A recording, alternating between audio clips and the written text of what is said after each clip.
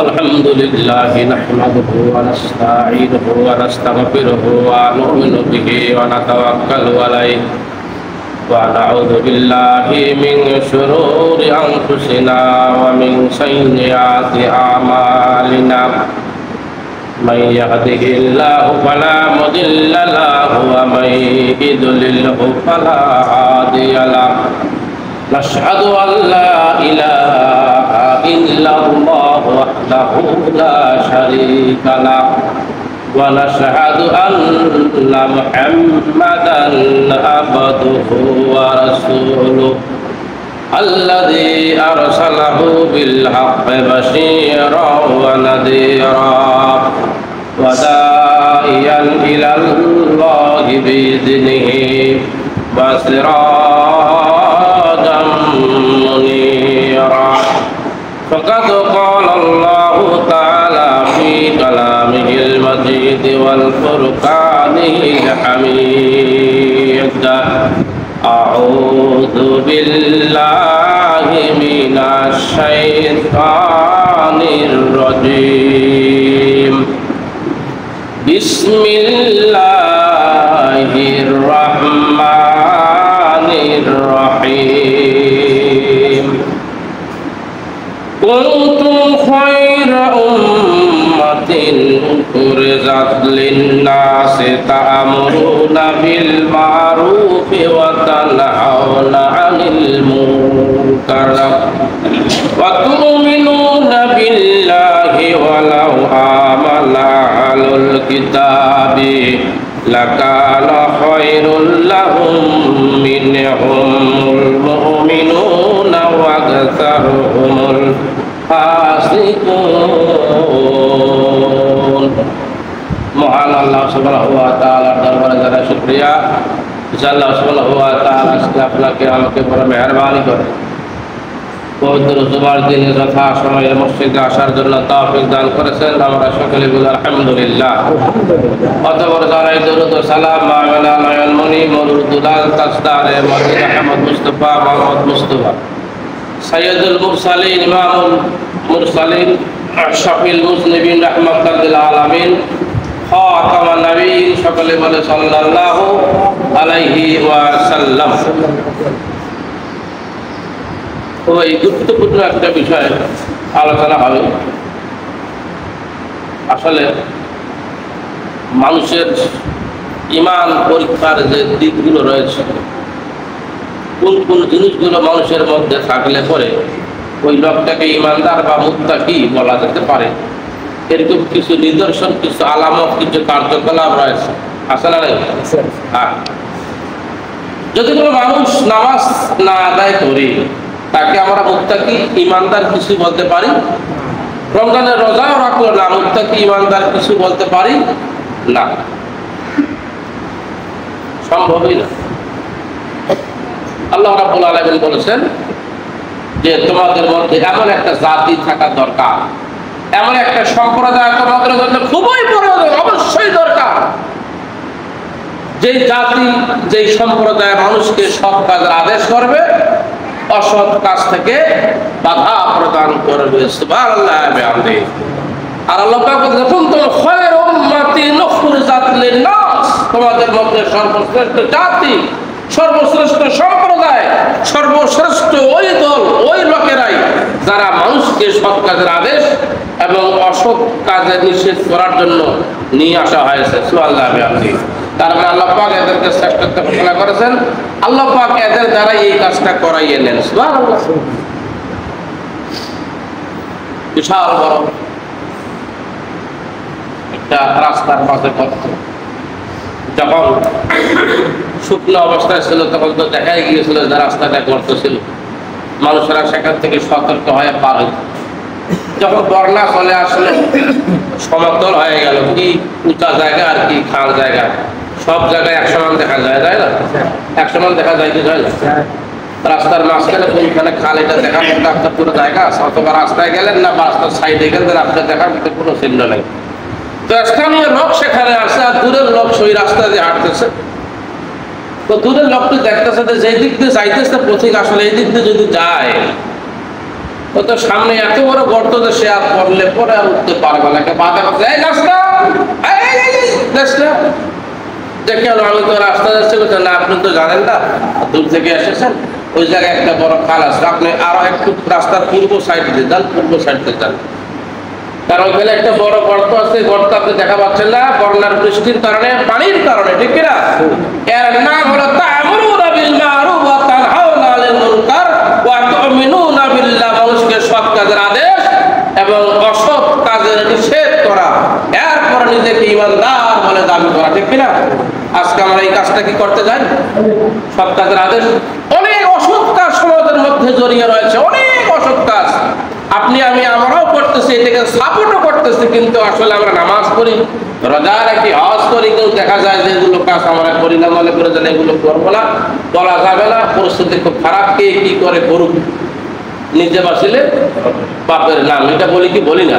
কিন্তু আসলে এটা কোনো ইমানদারের কথা নয়। নিজে বাঁচিলে বাপের নাম, এটা কথা বলা কোনো ইমানদারের বক্তব্য এরকম নয়। তোমাকে এই জন্য পৃথিবীতে পাঠানো হয় নাই যে তুমি নিজে সঠিকভাবে চলবে আর মনে করবে যে তুমি কাউকে কোনো জিনিসের বাধা করবে না, সৎ কাজের আদেশ করবে না, নির্দেশ করবে না, তুমি বেঁচতে গেলে তোমাকে এই জন্য এখানে পাঠানো হয় নাই।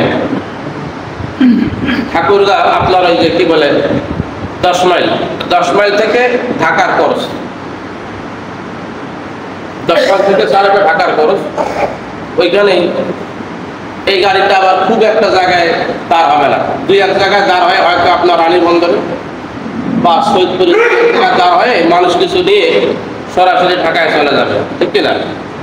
ড্রাইভারের পিছনে এক প্যাসেঞ্জার যাত্রী বারবার তাকে সতর্ক করে দেওয়া হচ্ছে যে তুই তোর হাত মাথা জানালার বাইরে দিবি না, বাইরে দিবি না, কারণ তোর এই কারণে গাড়িতে অ্যাক্সিডেন্ট হওয়ার সম্ভাবনা আছে, ঠিক কিনা? আর একটা লোক যদি অ্যাক্সিডেন্ট হয়, তার গাড়ির আরো মানুষের যে ক্ষতি হবে না,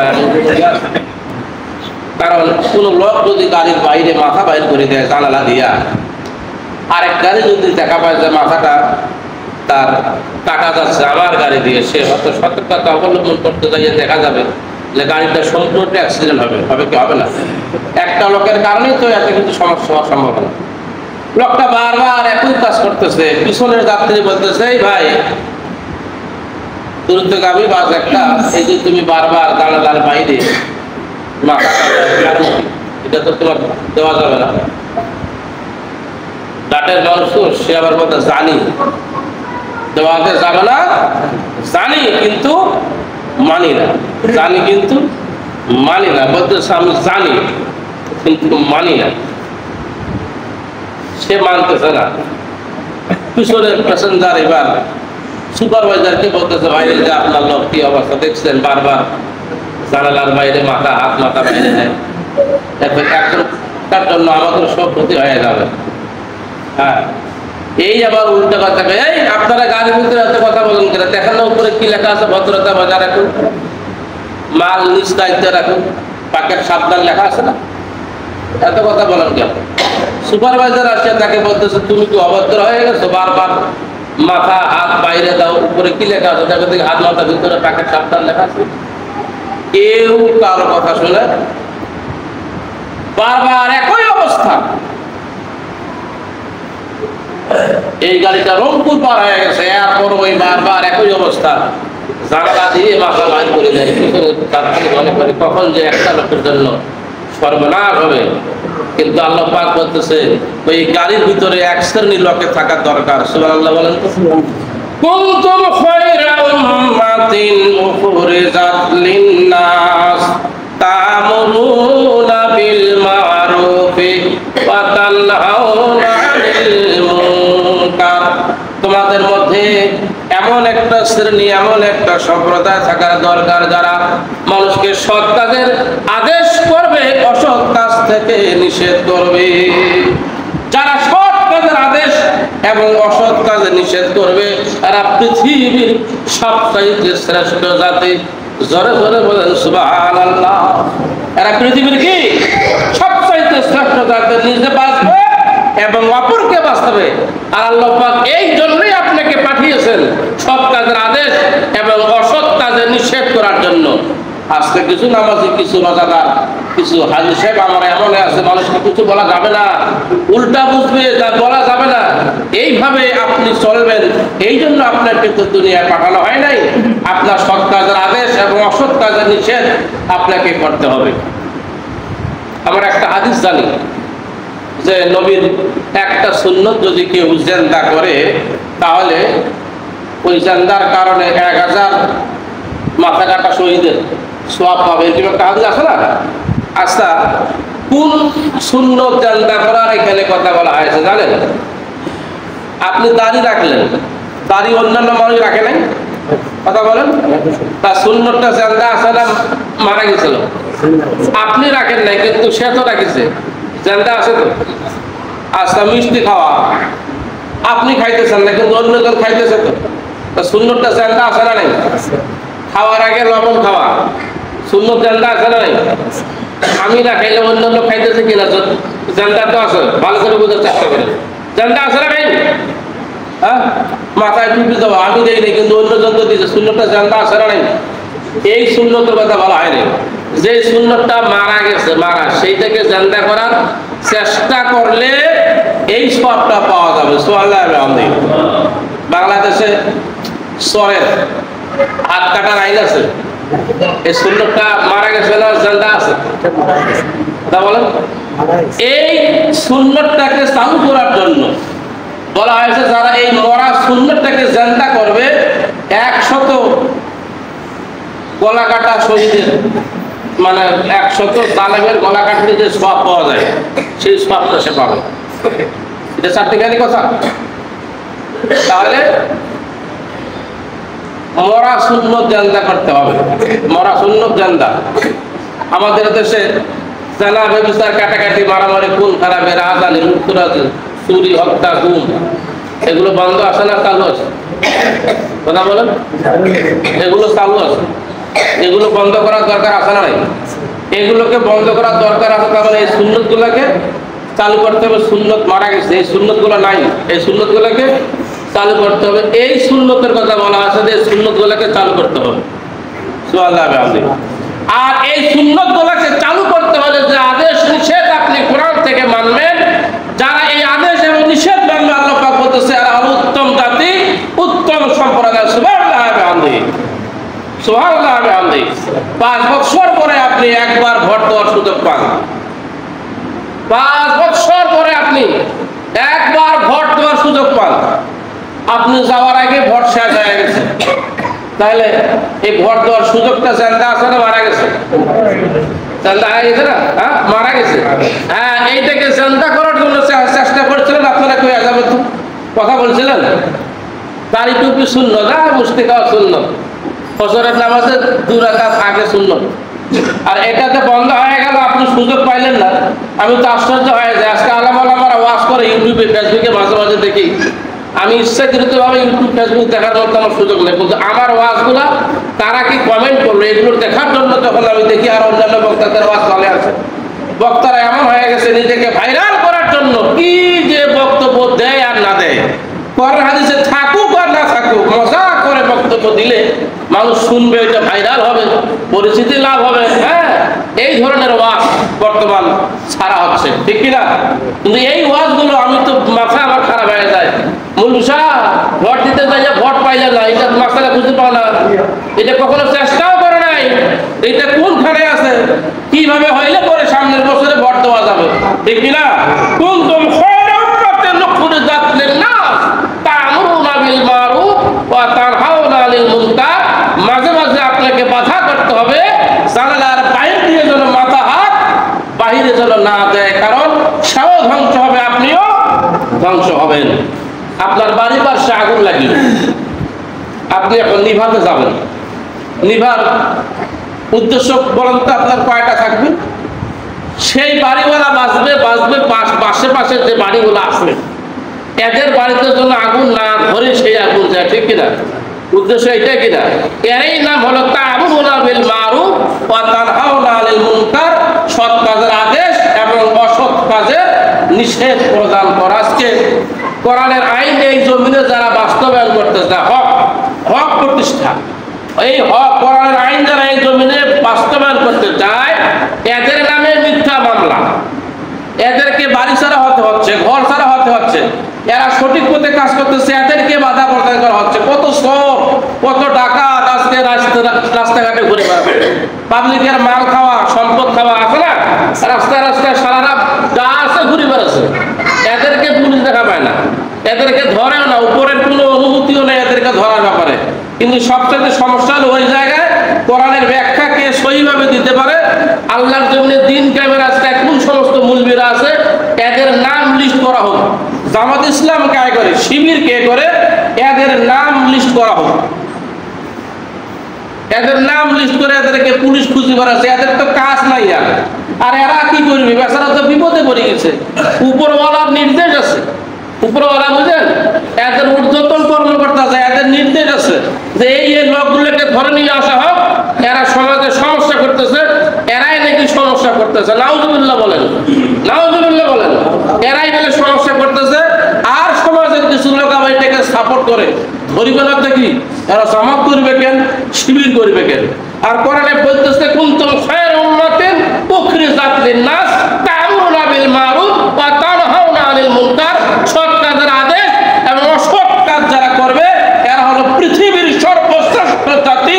এদের সঙ্গে আর অন্য কোনো জাতির মিল হবে না। সুবহানাল্লাহ বলেন। আর এইটাই জামাত শিবির করে। এই জমিনে যারা দিন কায়েম করতেছে, আমার মতো মুলবিরা, এই কাজটাই আমরা করার চেষ্টা করি।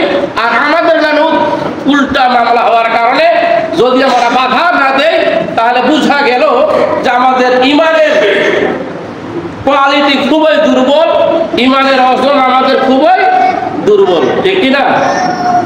ওয়াল তাকুম, তোমাদের মধ্যে থাকা দরকার, খুবই প্রয়োজন। এই লোকগুলোর মধ্যে একটা দল থাকার খুবই প্রয়োজন, খুবই দরকার, যারা মানুষকে সৎ কাজের আদেশ এবং অসৎ কাজ থেকে বাধা প্রদান করবে, ঠিক কিনা? আমরা এই অসৎ কাজের বাধা দিতে পারি না, সৎ কাজের আদেশ আমরা আজকে করতে পারি না। কোরআনের আইন জমিনে বাস্তবায়ন, হক প্রতিষ্ঠা হবে, এই কাজ করতে আমরা পারতেছি না। বিভিন্ন পর্যায়ে বাধা, যারা এই বাধাকে উপেক্ষা করে শুধুমাত্র ইমানের বলে বলিয়ান হয়ে আল্লাহকে ভয় করে রাসূলের তরিকা অনুযায়ী সামনের দিকে এগিয়ে যাবে, এরা কখনো বাতিলকে ভয় পাবে না, ঠিক কিনা? এরা বাতিলকে ভয় পাওয়ার জাতি নয়। যদি মুসলমান হও, ইব্রাহিমের সন্তান হিসেবে যদি তোমরা নিজেকে দাবি করতে পারো, তাহলে এই সমস্ত সেন্টু মাস্তান, সেন্টু ডোল, সেন্টু ক্ষমতাকে তোমার কাছে কোনো মূল্যায়ন করা তোমার যাবে না, এগুলো তোমার কাছে তুচ্ছ হবে, ঠিক কিনা? কুনতুম খায়রা উম্মাতিন উখরিজাত লিন-নাস তা'মুরুনা বিল মারুফ ওয়া তানহাউনা আনিল মুনকার। আয়াতটা পড়ি আপনি সুম্মন খায়া রাখি দিলেন সওয়াবের আশায়। সওয়াব হবে? যদি অর্থ না বুঝেন সওয়াব হবে? এত সহজ? মরা সুন্নত জানতে করতে হবে, দাড়ির কথা বলা হয় নাই। হাত কাটা সুন্নত চালু করতে হবে, কোরআনের আইন নেই থেকে বাস্তবায়ন করা চালু করতে হবে, যারা ব্যভিচার বন্ধ করার ব্যাপারে আন্দোলন করতে হবে। এর নাম হলো মরা সুন্নত চালু করা। মিষ্টি খাওয়া সুন্নত এখনো মারা যায় নাই, জানতে আছে। যেগুলো সুন্নত চলে গেছে সেগুলো সুন্নতকে জানতে করার চেষ্টা করতে হবে মুসলমান, ঠিক কিনা? তাহলে সৎ কাজের আদেশ এবং অসৎ কাজের নিষেধ প্রদান করতে হবে। সমাজে অনেক লোক আছে, আমি আমারটা করব, আমি বাধা দিতে যাব কেন, আমি নিষেধই বা করতে যাব কেন? তোমার ঈমান যে দুর্বল, এইটাই হলো তোমার প্রমাণ। তুমি বাধা করতে পারলে না, তুমি অসৎ কাজের নির্দেশ করতে পারলে না, আদেশ তুমি করতে না পারায় বোঝা গেল যে তোমার ঈমানের ভিতরে চরম দুর্বলতা রয়েছে। এখানে আল্লাহ পাক তার রাসূলকে সরাসরি বলতেছেন যে ইয়া আইয়ুহার রাসূল বাল্লিগ মা উনজিলা ইলাইকা মির রাব্বিক ওয়া ইন লাম তাফআল ফামান বালাগাত রিসালাহ আল্লাহু ইয়াসিমুকা মিনান নাস। সুবহানাল্লাহ বলেন। হে রাসূল, যা কিছু আপনার রবের পক্ষ থেকে আপনার উপরে নাজিল করা হয়েছে তা মানুষের কাছে আপনি পৌঁছিয়ে দিন। কোরআনের নির্দেশ এবং নিষেধগুলো, এগুলো যা আপনার কাছে নাজিল করা হয়েছে, এগুলো ধরে আপনি বসে থাকবেন না, এগুলো জনসমাজে আপনি প্রকাশ করে দিন, মানুষের কাছে আপনি এগুলো পৌঁছিয়ে দিন। যদি তা না করেন তাহলে তো তার রিসালাতের দায়িত্ব আপনি পালনই করলেন না, আপনি তো ব্যর্থ হয়ে গেলেন, ঠিক কিনা? নবী পয়গম্বর আসতে আসতে আরো আসবে কি? আমরা আখিরি নবীর উম্মত, এই দায়িত্বগুলো কার? আমাদের কিনা? এক নম্বর আল্লাহ এখানে বলতেছে ওয়াইন লাম তাফআলু ফামা বাল্লাগাতু রিসালাহ, আপনি যদি এই কাজটা করতে না পারলেন তাহলে তো আপনি দায়িত্ব পালন করতে পারলেন না। ভাষাটা কি রকম দেখেন, আপনি অপারগ হয়ে গেলেন, আপনি কি দায়িত্ব পালন করলেন? আল্লাহ পাক মানুষের ক্ষতি থেকে আপনাকে বাঁচাবেন, সুবহানাল্লাহ বললেন না? আল্লাহ পাক মানুষের ক্ষতি থেকে আপনাকে বাঁচাবেন, এই কথা টেকনিক কি? যদি আপনি সৎ কাজ করতে চান তাহলে আপনার উপরে জুলুম হবে, নির্যাতন হবে। আপনি সৎ কাজের আগে যদি করতে চান, আর অসৎ কাজ থেকে যখন আপনি মানুষকে বাধা প্রদান করতে যাবেন তখনও আপনার উপরে মিথ্যা মামলা হবে, জুলুম হবে, লোকেরা আপনাকে খারাপ মনে করবে, ঠিক কিনা? লোকেরা আপনার ব্যাপারে নানান কুৎসা রটে বেড়াবে। আল্লাহ পাক এখানে বলতেছে রাসূল আপনার চিন্তার কোনো কারণ নেই, কষ্টের কোনো কারণ নাই, আল্লাহ আপনাকে মানুষের ক্ষতি থেকে বাঁচাবেন, মানে আল্লাহ আপনাকে রক্ষা করে দিবেন। সুবহানাল্লাহ ওয়া বিহামদিহি। নিশ্চয় আল্লাহ কাফিরদেরকে সফলতার পথ দেখান না, যারা এই কাজটা করে না, সৎ কাজের আদেশ এবং অসৎ কাজের নিষেধ যারা করে না, এদেরকে আল্লাহ পাক কি কখনো সঠিক পথ প্রদর্শন করায় না। এখন বুঝেন বাংলাদেশের কয়েকটি দল, এখানে দলের কথা বলা হয়েছে, দল কুনতুম খায়রা উম্মাতিন উখরিজাত লিন-নাস, যারা বুঝবেন না একটা লিখে নেন, ফেসবুকে আলোচনা ছেড়ে দেওয়া হয়, ভালো করে শুনবেন। এই জন্য অনেকেই বলবে যে আলোচনা ভুল করে, কি কয় না কয়, এই জন্য আমি ছাড়ি দিই। কুনতুম খায়রা উম্মাতিন উখরিজাত লিন-নাস, এমন একটি দল, এমন একটি পার্টি থাকা দরকার আছে। এখন আপনারা দেখেন বাংলাদেশে কোন দলটা আছে যারা মানুষকে সৎ কাজের আদেশ করে? বাংলাদেশের কোন দল আছে যেখানে নামাজ কায়েমের আন্দোলন রয়েছে? বাংলাদেশের কোন দল আছে যেখানে যাকাত আদায়ের আন্দোলন আছে? আছে না? এরকম দল বাংলাদেশে নাই, দেখা পান নাই এখন? সরাসরি বলবো বাংলাদেশ জামাত ইসলাম যারা করে, এদের একটা দৈনন্দিন চার্ট আছে, রিপোর্ট, 5 ওয়াক্ত নামাজ পড়লো কিনা, কয় ওয়াক্ত জামাতের সাথে আদায় করলো, আয়াত কয়টা অধ্যয়ন করলো, হাদিস কয়টা অধ্যয়ন করলো, সারাদিনে মানুষের সঙ্গে কোনো খারাপ ব্যবহার করলো নাকি, এটা শেষে আবার একটা মন্তব্য আছে, সেটা আত্মসমালোচনার আবার একটা কলাম আছে। সারাদিনে বই কয়টা বিলি করলো, সাথী সঙ্গীদের সঙ্গে দেখা করলো, কয়টি ভালো কাজ করলো, সারাদিনের আপনার একটা রিপোর্ট আছে। এইভাবে প্রতিদিন ডাকা হয়। একটা মানুষ যদি এইভাবে রাখে তাহলে ওর জীবন ভালো হবে না খারাপ হবে? তাহলে বোঝা গেল সেখানে নামাজ প্রতিষ্ঠার আন্দোলনের কথা বলা হয়েছে। অন্যান্য আমার মনে হয় এমন কোন দল নাই যেখানে এই কথাগুলো রয়েছে। এখানে দলের কথা বলা হচ্ছে কুনতুম খায়রা উম্মাতিন উখরিজাত লিন-নাস তা'মুরুনা বিল মারুফ ওয়া তানহাউনা আনিল মুনকার। তোমাদের মধ্যে এমন একটি দল এমন একটি পার্টি থাকা দরকার আছে যারা মানুষকে সৎ কাজের আদেশ এবং অসৎ কাজ থেকে বাধা প্রদান করে। আমরা তো চতুর্দিকে তাকালে দেখা পাই এই দলটা বাদ দিয়ে বাকি যত দলগুলো আছে এরা তো অসৎ কাজের সঙ্গে সরাসরি জড়িত। বাধা তো করার দূরের কথা, সরাসরি নিজেই জড়িত। তাহলে যদি মুসলমান যদি আমরা হই, নিজেকে যদি আমরা ইমানদার বলে দাবি করি, তাহলে এগুলোর সঙ্গে থাকা যাবে কিনা আপনারা একটু বুকে হাত দিয়ে আপনাদেরকে জিজ্ঞাসা করবেন, মনে কিছু নেবেন না, রাগ করবেন না। খুব বেশি হলে ইমামতি যাবে, আর বেশি কিছু তো হবে না। কিয়ামতের দিন বললে বেটা সঠিক কথা বলিস নাই কেন, যার কারণে তোর ইমামতি শুধু না তোর জীবনের সমস্ত আমল ধ্বংস হয়ে গেছে। আর একটা মজার ঘটনা আমি আপনাদেরকে বলি, মজার ঘটনা শুনলে খুশি হবেন না রাগ হবেন, কাঁদবেন আসবেন আমি জানি না। মাদ্রাসার শিক্ষকতা যারা করে ওই মৌলভী সাহেবেরা কোনো না কোনো মসজিদের ইমাম সাহেব কিনা, যারা মাদ্রাসা শিক্ষকতা করেন অধিকাংশ মৌলভী সাহেব এরা ঘুষ দিয়া চাকরি নিচ্ছে, নাই ঘুষ দিয়া চাকরি দেওয়ার কারণে এদের যত মাসে বেতন হবে আজীবন ভর একটা সম্পদ এদের হালাল হবে। নয় আকারে নামে আয়াত দেখে দেবো, হাদিস দেখে দেবো, আয়াত দেখে দেবো না হওয়ার কারণে এই সমস্ত মূল্য মৌলভী সাহেবের দোয়া কবুল হচ্ছে? আরো ব্যাখ্যা দিব। অনেক মাদ্রাসার প্রিন্সিপাল ভাইস প্রিন্সিপাল নতুন নিয়োগ যখন হয় 15 লক্ষ টাকা শিক্ষকদের কাছ থেকে নেয়, 10 লক্ষ টাকা মাদ্রাসা, 5 লক্ষ টাকা পকেটে ঢুকায়।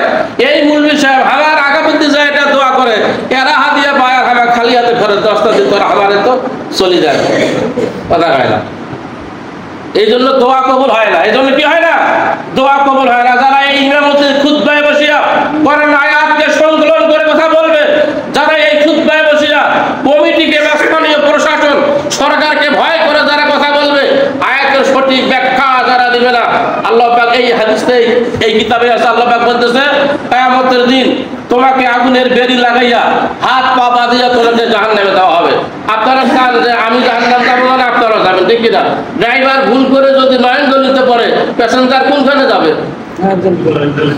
তা আমি যদি ইচ্ছাকৃত হয় ভুল করে যদি আমি হারাম কাজের সঙ্গে জড়িত থাকি, কোরআনকে যদি আমি সংকীর্ণ করে আপনাদের সামনে ইমামতি রক্ষা করার জন্য বয়ান করি, তাহলে আমিও নয়নজলি, আপনারাও নয়নজলি, আমিও জাহান্নামী, আপনারাও জাহান্নামী। মেহরবানি করে আপনারা রাগ করবেন না, গোসা করবেন না, আমাকে ইমামতি করতে দেন। আপনারা মানেন আর না মানেন, কোরআন এবং হাদিস যেভাবে আসছে সেইভাবে বক্তব্য দিতে হবে, ঠিক কিনা? কোনো মুসলমানের উচিত হবে না যদি মুসলমানের ঘরে সন্তান মনে করে কাফের, বেঈমান, মুশরিক, নাস্তিকরা যেই দল করে, যেই দল করলে মানুষ মুশরিক হয়ে যাবে, যেই দলের মধ্যে আল্লাহর আইন নাই, সৎ লেখা শাসন নাই, সেই দল কোনো মুসলমান করতে পারে না, পারে না এবং পারে না। এখন বাছাই করেন কোন দল করলে মুসলমানের ঈমান রক্ষা হবে।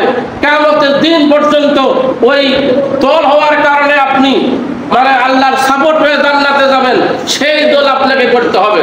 কিয়ামতের দিন প্রত্যেকটি মানুষকে তার ইমামদের সামনে তুলে ধরা হবে।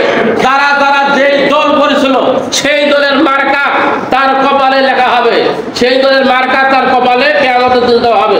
তারা কোন দল করেছিল, এই জন্য তাকে খুঁজে বাইর করতে কোনো কষ্ট হবে না। যারা রাসূলের দল করেছে, আল্লাহর দল করেছে, হিজবুল্লাহ যারা করেছে, এদের কপালে আল্লাহু আকবার লেখা হবে। সুবহানাল্লাহ বিহামদিহি, সূরা রহমানের মধ্যে দেখবেন, যারা আল্লাহর দল করবে এদের কপালে আল্লাহু আকবার লেখা থাকবে। যারা অন্যান্য দল করবে প্রত্যেকটা দলের মার্কা সহ তার কপালে লাগাইয়া কিয়ামতের দিন তাকে তোলা হবে। আর ওই অন্যান্য দলের যদি মার্কা কপাল থাকে, আর যাচাই বাছাই করার দরকার নেই। মুফাসসির কেরামগণ লিখেছেন 72 নম্বর কাতারে তাকে রাখা হবে। নাউযুবিল্লাহ বলবেন না, আলহামদুলিল্লাহ বলবেন। 72 নম্বরের কাতারে কোনো হিসাব নিকাশ করা হবে না। ওই কাতারের লোক সংখ্যা এত বেশি হবে যে আপনার 71টা কাতারে যা হবে তার চাইতে ওইখানে বেশি হবে। কাতারটা খুবই লম্বা হবে। এই কাতারে কোনো হিসাব নিকাশ হবে না, বিনা হিসাবে যাবে এটা জাহান্নাম। আল্লাহ সুবহানাহু ওয়া তাআলা আমাদের সকলকে সকল প্রকারের শিরকি কারবার থেকে মুক্ত করে সৎ কাজের আদেশ এবং অসৎ কাজের নিষেধ বুঝে করার তৌফিক দান করে আমরা সকলে বলে আমিন। আসসালামু আলাইকুম ওয়া রাহমাতুল্লাহি ওয়া বারাকাতুহু।